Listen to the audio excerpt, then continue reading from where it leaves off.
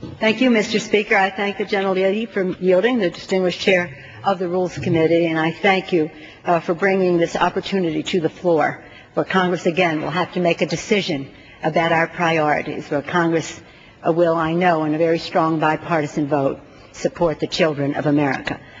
Because this has always been, as the gentleman indicated, a bipartisan initiative. I first want to acknowledge the distinguished chairman of the Energy and Commerce Committee, Mr. Dingell, for his work over the years. I believe his committee had 7 hearings on the legislation regarding SCHIP, and the distinguished chair of the Health Subcommittee, Mr. Pelosi, is with us here. And also want to acknowledge the great work of Charlie Rangel, the chair of the Ways and Means Committee, who has been such a strong advocate for America's children in every way.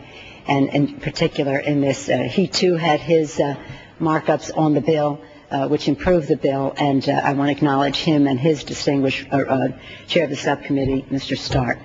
But my highest praise, Mr. Chairman, goes to the Republicans. Without the Republicans, we wouldn't even have SCHIP. Senator Orrin Hatch of Utah really is the father of this initiative. As he tells us, 2 families from Provo, Utah, did him in his office. Both of these families had 2 wage earners, both of them making the minimum wage, trying to support their families of 4 each. They pled with him that they could not provide health insurance for their children. Because they were working and they were above the poverty line, they did not qualify for Medicaid, and so their hard work was rewarded, not so, by not having health insurance for their children. And that was where this all began. 10 years ago, under a Democratic president, President Clinton, and a Republican Congress, this initiative, SCHIP, State Children's Health Insurance Program, became the law of the land. And God bless that bipartisan effort for making that possible for the health of our children. So Senator Hatch was very much a part of putting this legislation together, and the gentlemen are right. This is largely a Senate initiative.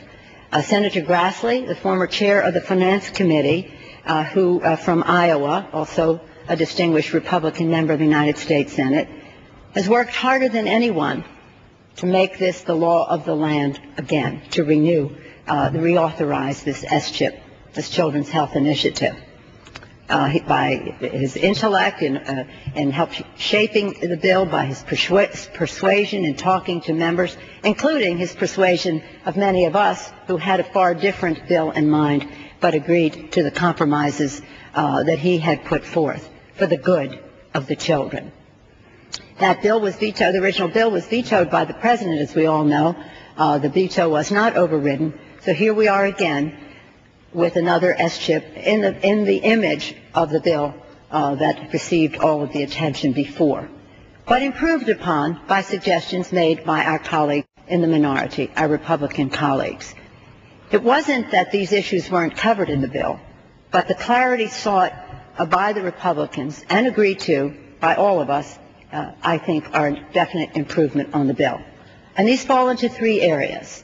First, there was a question of the now famous unlimited amount of wealth that a person could have in order to be able to avail themselves of SCHIP. I hesitate to even repeat the charge because it is so untrue, and it was known to be untrue because none of the waivers for such action were ever given by President Bush, so that's factual. The state did not exist. But in any event, the fact is now, and I thank our Republican colleagues for insisting upon the clarity that says no one making over 300% of poverty in no state can receive, state can allow people to receive the benefits of SCHIP. So there's a cap of 300% of poverty as to who may receive the benefit. Secondly, the question of undocumented. Those people who are in our country but have not been here in a length of time that would qualify. So the undocumented are one category, and the undocumented are not allowed to receive benefits from this initiative. It was clear in the first bill. It's even clearer in the second bill. So the cap on who can receive it, stronger language as to undocumented, and third, the issue of adults. Adults were in the program because people thought as a lure to families they could get children in the program. Republicans objected to that. There was an exaggeration of the number of adults who were in the program, but nonetheless, in the interest of the children, the new legislation contains a provision that adults in one circumstance will be phased out and in another circumstance in 1 year, so that it's a faster removal of adults from the system. As a mother of 5, though, I have to insist that governors still be allowed to provide health care to pregnant women, because we cannot talk about the health of our children, especially getting them out to the earliest, healthiest start, unless we talk about the health of pregnant women. So again, 3 areas: a cap, 300%, no illegal aliens, to use your term, I prefer undocumented, are able to get benefits, and adults are phased out of the program. The adults were only in the program because the Bush administration gave the waiver to enable them to be in the program, but nonetheless, that is now out of the question. And so we have this opportunity once again for this Congress to speak and vote in support of children. This is so important. When people